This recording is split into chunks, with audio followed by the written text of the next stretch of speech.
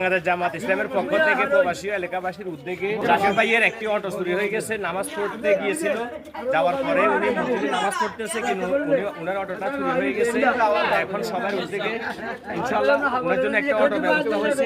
তো খুব একটি ভালো কাজ দেখতে পাচ্ছেন। সবাই ভিডিওটি বেশি বেশি শেয়ার করে দিবেন। আরো যারা দান করেছেন, সাহায্যের হাত বাড়িয়ে দিয়েছেন এই গাড়ি কেনার জন্য, সকলের দানকে আল্লাহ পাক রাব্বুল আলামিন কবুল করুন এবং ওনাদের পরিবারের সকল সদস্যদেরকে আল্লাহ পাক রাব্বুল আলামিন আসমানি জমিনে বলা মুসিবত থেকে হেফাজতে রাখুন। সবচেয়ে বড় কথা হলো বাংলাদেশ জামাতে ইসলামী এই ধরনের মানবিক কাজগুলোর মধ্যে অতীতও ছিল, ভবিষ্যতেও থাকবে। ওনার ঐকান্তিক প্রচেষ্টায় আমরা এই কার্যক্রমগুলো পরিচালনা করতেছি দীর্ঘদিন করে বিভিন্ন সময় বিভিন্নভাবে তোমাদের পরীক্ষা করি এবং সুসংবাদ দাও যারা ধৈর্যশীল, যারা সবর করে। এখানে একটা মানবিক কাজে উপস্থিত হয়েছি, সবাই আসছি এখানে।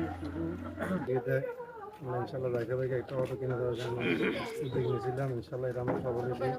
একটা ইনকামে তার পরিবার চলার একটা ব্যবস্থা করার জন্য যে সমাজে যারা দায়িত্বশীল, যারা সমাজের মানুষের সাহায্যে দাঁড়ায়, এই শুভেচ্ছা আমরা উপস্থিত হতে পেরেছি।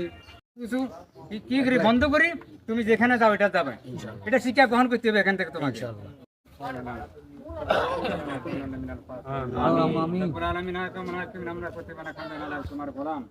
আল্লাহ তাআলা তোমার একজন ব্যক্তির অসহায় সাহায্যের কাছে আল্লাহ হাত বাড়িয়ে দিয়ে